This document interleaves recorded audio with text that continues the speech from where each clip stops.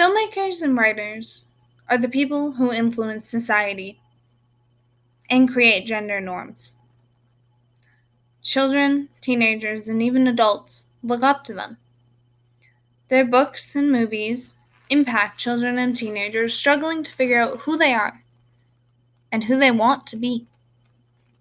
Boys see characters like Thor, Tony Stark, read about characters like Harry Potter, Gale Hawthorne, characters who play heroes, who save the world, who save the female, the characters that get the girl. Well, not always. That would just be stereotypical. Females look up to characters such as Cinderella, Sleeping Beauty, Ginny Weasley, and Bella Swan, damsels in distress. Characters that have been created solely to be loved and to be saved, and even though it almost gets masked as if maybe once in a while they can save themselves, they don't.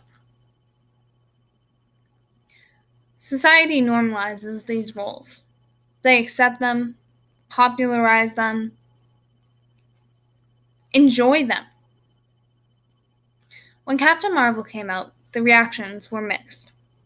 Many people were thrilled because she was a strong female lead, while others were upset that a female was deemed the most powerful superhero. She broke through the norms of female roles. Her film did well, earning $1.2 billion in the box office. But not every non-stereotypical movie does. Grown Ups 2 earned roughly $200 million more than The Call, yet it did not pass the Bechdel test. The Bechdel test asks 3 questions. 1. Does the film have 2 or more female characters? 2. Do they speak to each other? 3.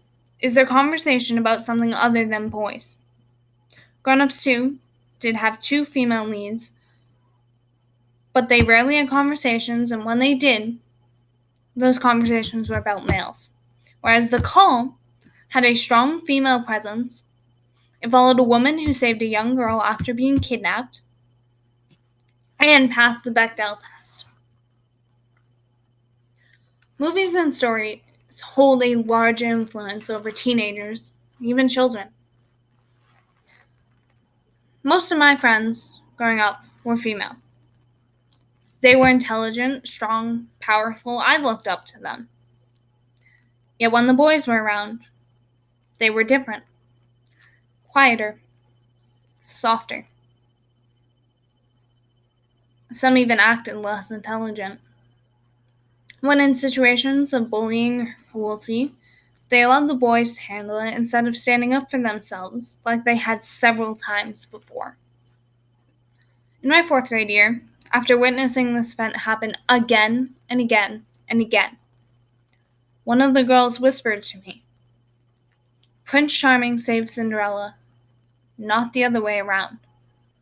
How often do princesses save themselves? I'd yet to hear a story of a princess saving herself.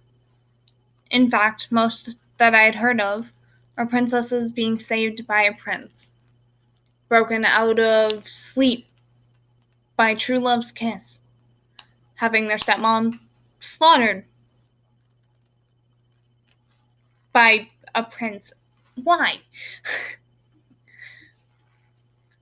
Upon entering middle school, my friend group changed. I became closer with the males in my grade. I was loud and occasionally aggressive, which made them see me as one of the guys, and made the girls judge me because I was too masculine. The boys around me were often violent, using strength to command respect and dominance.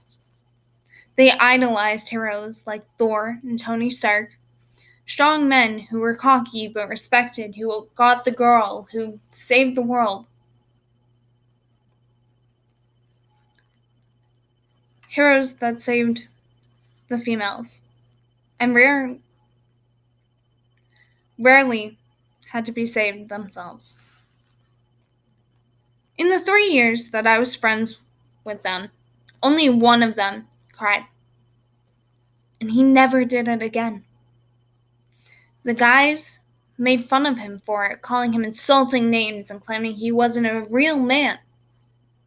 Who were they to define what a real man was? It confused me. They'd seen me cry several times and often comforted me, but they never teased me. Why was he any different? One of them turned to me and said, "You're a female. Crying is normal for you. Men don't cry. We comfort women who cry, but crying is a weakness when a guy does it. Why do you think guys in movies never cry?" It was sad coming from a child, and I hoped maybe as they matured and grew up, things would be different. That they would see that crying isn't a weakness and that feeling emotion is actually good. It's a good thing. I still have yet to see it happen.